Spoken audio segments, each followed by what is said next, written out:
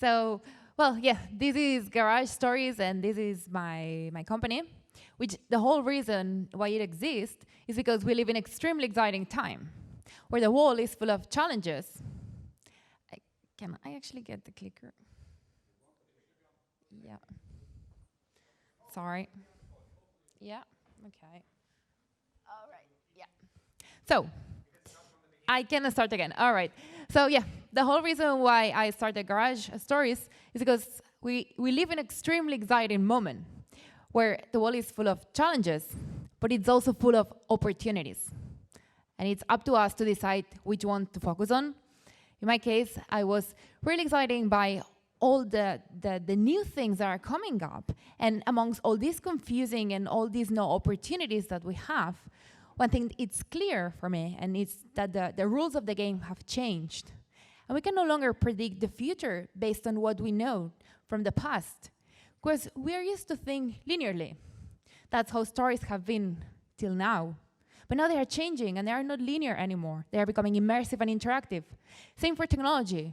It used to grow at a certain speed, where we could predict the next steps, and right now it's speeding faster every time, and technology is evolving exponentially, which makes it really hard for us to try to predict what's next and what's within of our range of possibilities. Now we have this potential to create stories and experiences and products that we had never thought that we could before. And this has challenges, as I was mentioning. And in the case of stories, is that we as storytellers, which I am, we are used to be able to direct the stories we tell, such as filmmaking, where a director chooses what he wants to show us. So as an audience, we receive a frame of A, where we see a sequence, then B, then C, and our logical thinking makes a conclusion of what's happening. But it is not applicable anymore to this new emerging media. And there is a certain risk that we fall into a FOMO of trying to apply the same logic, the same logical thinking that we've been trained in order to tell stories.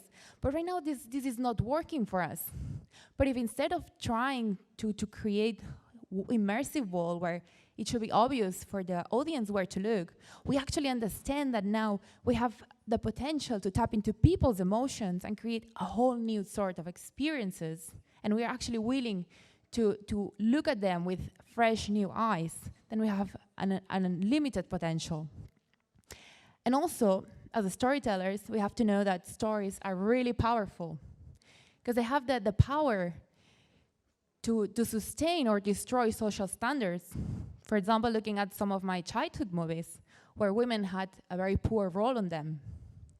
Or this other example that I love, which is this movie from 1902, which is about a movie that was made 60 years before the men actually went to the moon. And my question is, did that movie predict the future?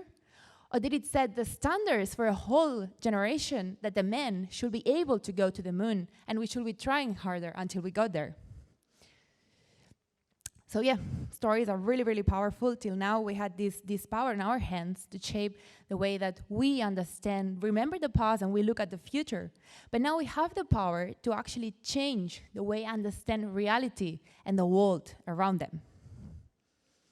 So that's how Garage Stories was born.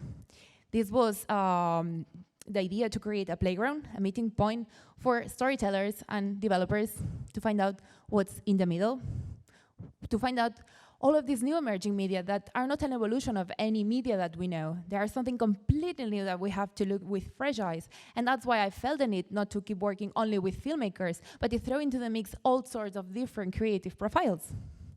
And we started 2 years ago. This was in a hacker house in downtown Palo Alto. We did our first test, which worked amazingly because we got people from some of the best companies in the area who proved to us that there actually was a real confusion on what we were going to with these new technologies and how to actually create content and tell stories with them. Since then, it's been 2 years. We've been lucky enough to be running labs and workshops all around the world, where we've been mainly we work in Europe, South America, and North America. And during that time, we've developed a methodology that doesn't aim to tell you how do you do that. It rather aims to make the most of this unique opportunity of having all these creative minds with different backgrounds together and make sure that they actually are making the most of each other. So we use techniques that are based on design thinking and gamification, where we do first of all like inspiration, exploration, ideation, and then we also are really hands-on. We think that's the best way to get good ideas, to actually building them, trying them, putting them out, and receiving feedback. And just sharing very briefly some of the past projects. At the beginning, when we were born, we were just focusing on storytelling, on how do we actually tell stories with this emerging medium. And we experimented with creating dual experiences where we were trying to create organic haptics between the two real persons that were living that experience at the same time through the immersive characters in their story. So we were aiming that the immersive characters that I was saying will make me touch the person next to me that was a real human being to increase their sense of immersion. We've also experienced with mixing VR pieces with live actors, so as to break the limits of what real, and these actually were really interesting experiments that we ran in Europe especially. But during this journey, we realized that there was something that we could do better, because we were focusing purely on storytelling and how do we actually tell stories with these technologies.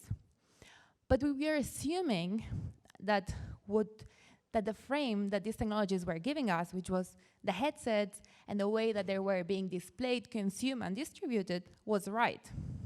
And we were having a lot of blogs in order to get the content out there.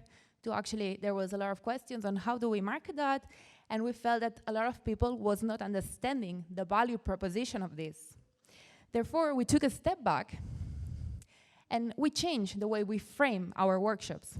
So instead of asking, how can we tell good stories with immersive tech? We changed to, how can we use immersive tech to tell stories for social impact, education, quality time, productivity? So we completely shifted the focus on the value proposal, because we felt that once we have a mission, then content, the answer, how do we tell stories, comes naturally to us. And this is what we started doing last year. We started this new line of workshops in South America. This was actually a project that came out of Guatemalan Lab, and that was presented at TEDx. And their idea was inspired in the most basic game that kids have always been playing, which is changing cards. And what they propose is that education should be as desirable as this. Therefore, they come up with, with bit books, which was the smallest expression of a book. And each bit book will contain an augmented story that the kid could augment with their phone or their tablet. But the best thing about this project was not the fact that we were using technology that was enabling it to make it possible, because that Bitcoins would come in collections of 30 coins, which is the average number of kids that are in a class, and each Bitcoin will contain a different piece of that story. And what we were aiming to do is that kids will want to interact with each other in order to share that knowledge. Another project, this was done at Cannes this year, where we had the opportunity to gather the brilliant crowd of people that goes to the festival. And we asked them this question, because that was another learning. At the beginning, we were asking people, what can we do now? And we realized that people was feeling very constrained by technology, what's possible today, and they were not thinking as big as we wanted them to. So we start framing at stories of the future, and we frame it in 2030, with not to generate futuristic ideas, but to actually get people past their technological constraints on what's actually possible today. So that's what we ask to the people in Cannes. How do they see the film industry evolving in the next 10 years? And that's the project that was presented on stage, which was inspired by these 4 trends.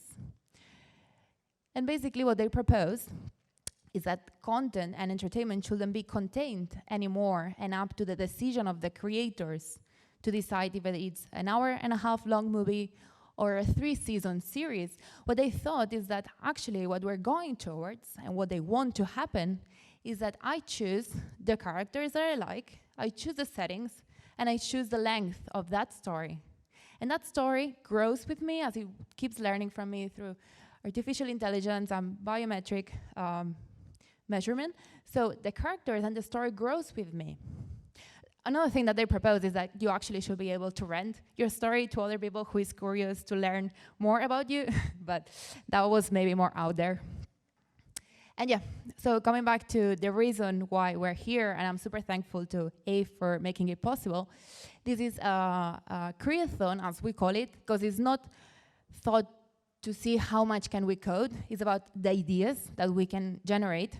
And this was a one-day event that we organized with the Institute for the Future, who's Toshi, the director of the Merchant Lab, is here, and they were wonderful. They shared their amazing space, but also all their expertise. And this was a one-day event where we went from getting people that didn't know each other at all to prototypes. For storytellers and developers to get together to help build the foundations of emerging media with the stories of the future. We let participants tell stories free of any restrictions. Today, a group of people are coming together and forming teams to come up with one idea to solve a given problem. They have about 7 hours to prototype this idea, to communicate this to the judges and the rest of the audience. The hackathon format as well is interesting. The pressure of time, pressure of having to come up with something executable can just spark creativity in that one moment. What happens when you get a whole bunch of creative people and infinite potential in one place? Anything. And it's this really beautiful opportunity to see that VR and AR can actually be a tool for optimizing humanity and making people better.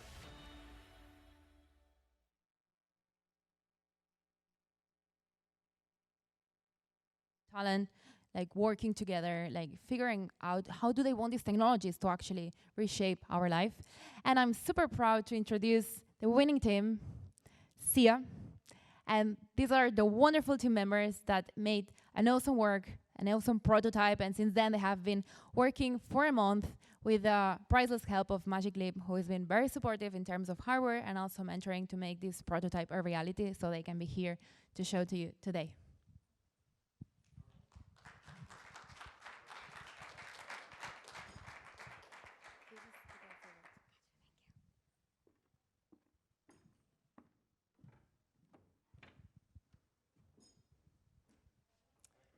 Hello, everyone. My name is Noreen Qureshi.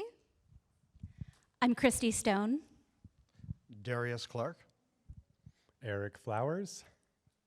And Ewan Johnson, who unfortunately could not be here for the presentation. But we'll be talking more about his role today.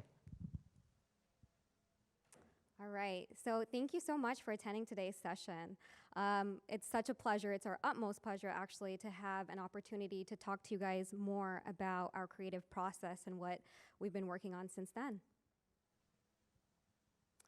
So we are 5 very different people from very different backgrounds, different areas of expertise, different skill sets and levels of skill sets, but we knew we had a shared common interest. We all had this really big drive and passion to see and bring back humanity into the potential of VR and AR technologies.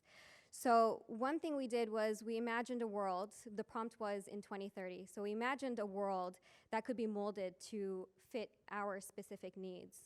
A world that could empower us to be able to assert our definition, our own definition of our own abilities in everyday life. And a mantra of sorts that came out of that is don't change yourself for the world. Let the world, or today's world, change for you. So this is a high-level framework which has been very handy to think about and progress our work in. It initialized, of course, at Garage Stories at the Creathon on April 27th, and based on our different areas and skill sets, we've contributed and built out the different areas to move our work forward.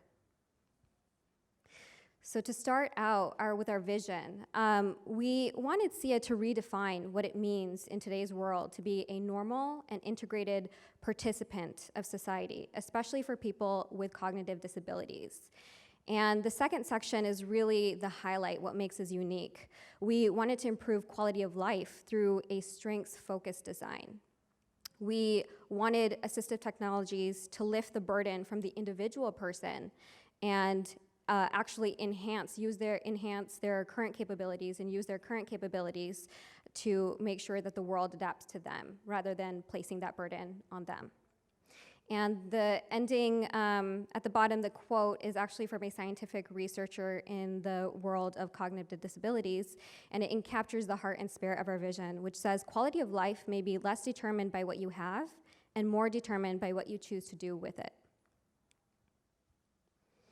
So for our problem, we knew we wanted to hone in on specific areas to be able to realistically tackle them. We first thought about how cognitive disabilities affect different people. And things that are really commonplace and general activities day to day for us are especially challenging for them.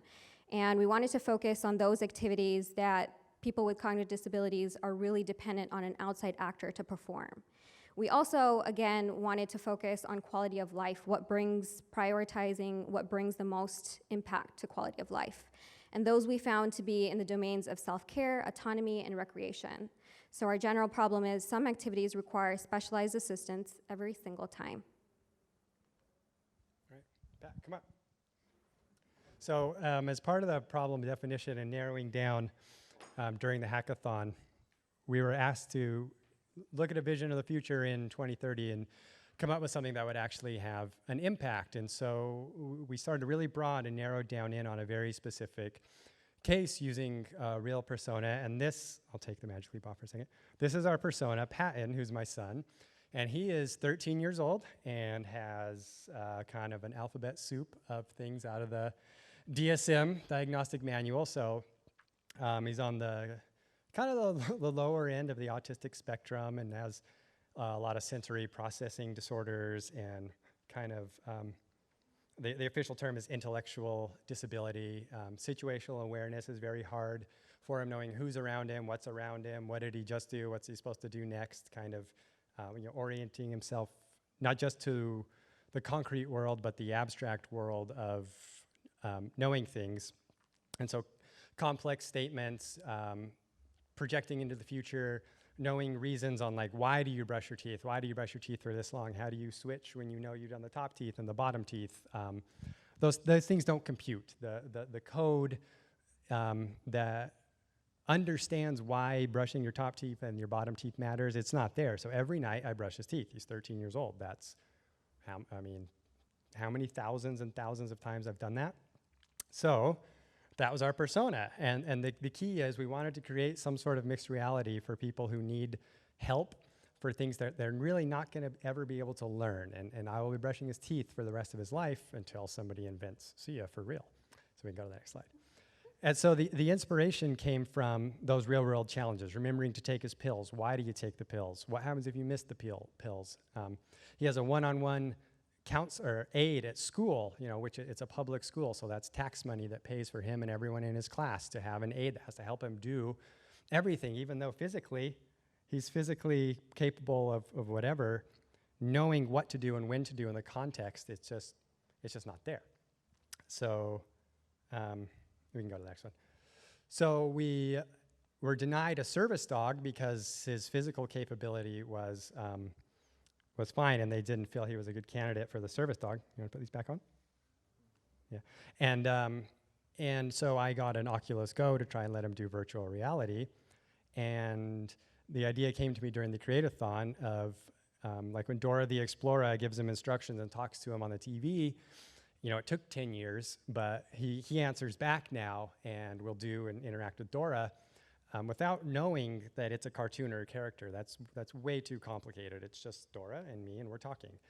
He has hand puppets. He'll talk to you with the puppets, and he'll talk to the puppets with himself. You see Plex the robot. He'll think Plex is real and comes and goes from shows. And so the idea was, what if we could combine this and put it into the mixed reality to let him go and do something, which I think is our next surprise. Oh, yeah, okay. Do you want to talk on this one? So we'd like to introduce you to SIA. SIA is your guide to personalize your experience by the world around you to customize to your ability level and that leverages your current capabilities. So we have various technical aspects that the glasses provide visually, auditorially, and also that it's mobile, you can take it with you. And again, we need thought of a system, the assistant, the guide, character that is with you, with your life. That's something that Pat's familiar with, that he has a relationship with and takes with him and can guide him through what would be simple experiences for us, but complex for him. And so it's a companion software for caretakers as well. You want to tell them what we're going to see happen? Sure. So we chose a scenario of a train station here in the Bay Area, very common. And would it be possible to guide Pat through that himself, just with an assistant, a digital assistant? And so we prototyped up the intent is to be an AR, where the character is in the world with Pat as he sees it with him, and that we would be able to guide him through the minimal steps to get him to where he needs to go. And locomotion, we take that for granted among us, where we can go when we want to go. And that's a freedom that we want to give back to Pat, that we accept. So we created a VR train station because we didn't have one when we were at the hackathon. We couldn't bring one up, but we brought a model in. So we made a more VR experience that simulates what would happen with the Magic Leap and the mixed reality. But we did bring it and migrate it to the Magic Leap. So if you did want to try it after the session, you can sort of go through our step-by-step simulation of a train station and you there and a character. And while we want to, in many times, AR is to enhance and make more complicated or more information in the world around us, we are diminishing what he sees. We are using that vignetting to even more so that it doesn't confuse him. Fewer people in the train station. Auditorially, we'll be reducing the sound so that it's not distracting and disrupting to him. And that we can also then allow him to focus on the character, focus on the ticket machine, and help him step through the process, and then finally guide him, as you've seen before, in other AR experiences where the arrow to where to get to the train and pick that up. So we have a little video to demonstrate that.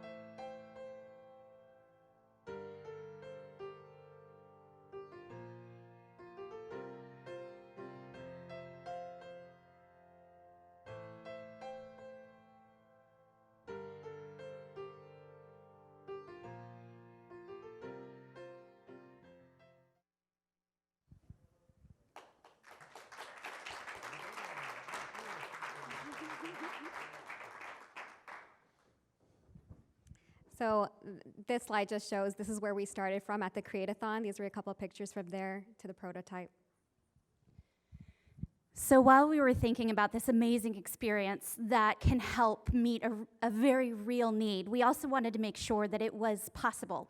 So we started taking a look at the market viability, and we came across this number that in the United States alone, in 2017, there were 15.6 million people diagnosed with cognitive disabilities. Now, are they all on one end of the spectrum or the other? We don't know, but the nice thing about SIA is that it's adaptive to your level of need. And also, we don't need to be Facebook for this to be meaningful and for this to support itself. We took a quick look at some of the costs for the other services that are currently meeting this need, and they range, as you can see here, from $15,000 a year to over $78,000 a year.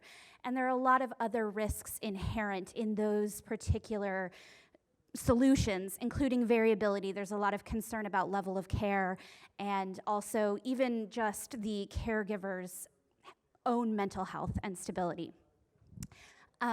When we started looking at technological competitors, one of the things that we realized pretty quickly was that most technology is focused on teaching people. It's not focused on assisting people in the moment. There were two products in particular that stood out to us that we're going to keep an eye on because they look pretty promising. Next slide. And really quickly, no need to go into this or the next slide too much. We're happy to answer any questions, but of course we plan to take an iterative development approach to this, starting very small, proving out our basic assumptions.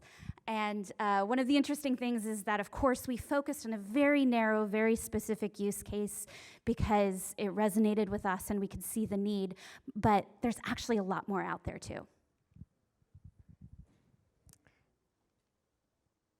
So broadening SIA's potential, this was really fun for us to research and look at where else can SIA branch into.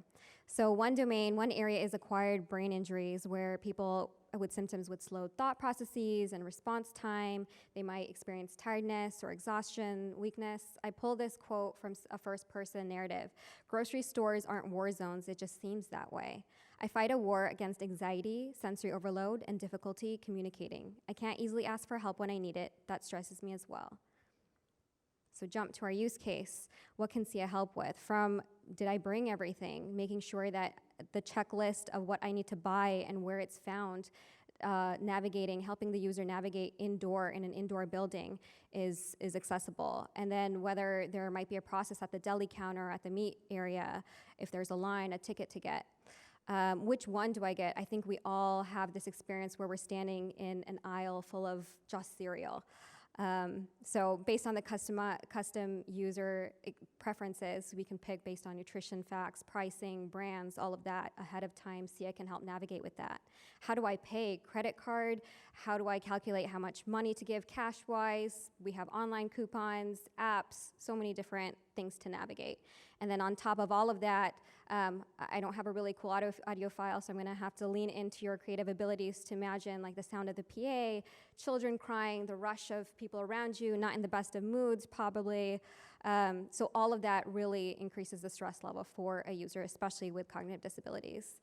Two others that are very quick.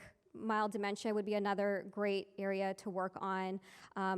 Issues with depth perception and recognizing faces and objects, and extremely prone to wandering and being lost. So a walk in the park, building route history, a context awareness for visual and audio cues, escalating any support needs for a real caregiver, fall anticipation and detection would be ideal as well.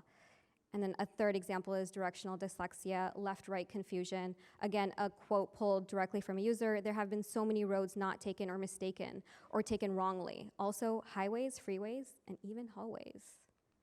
So what does that mean when we're at our first week of college? We've got Google Maps and campus maps, but they all have limitations and barriers. These people struggle with remembering sequences. There might be rerouting struggles. Indoor navigation is not readily available. And the funny thing that I found was that the coping mechanisms and the way people learn growing up is very different case to case. There's one customized assistance prompt that could be given. So instead of using up and down, you say New York to Florida, or up as California to Chicago, which any general tool wouldn't be able to provide, but SIA could customize that. So, go ahead. So just kind of a wrap-up thought on SIA is we came together because we really believe in the potential of XR to make what is invisible visible in this world. And so as we move forward, we hope that there is a path to make SIA something more than just a prototype, making it into a reality that is molded to you.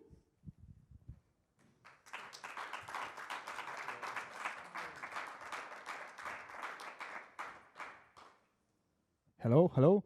So thank you very much. Thank you. It was a wonderful project. I wish there would be more time for questions, but I'm sure that who will watch the video will reach out to you and get in touch with you. Thank you again very much. Yeah. And thank you to all these wonderful people.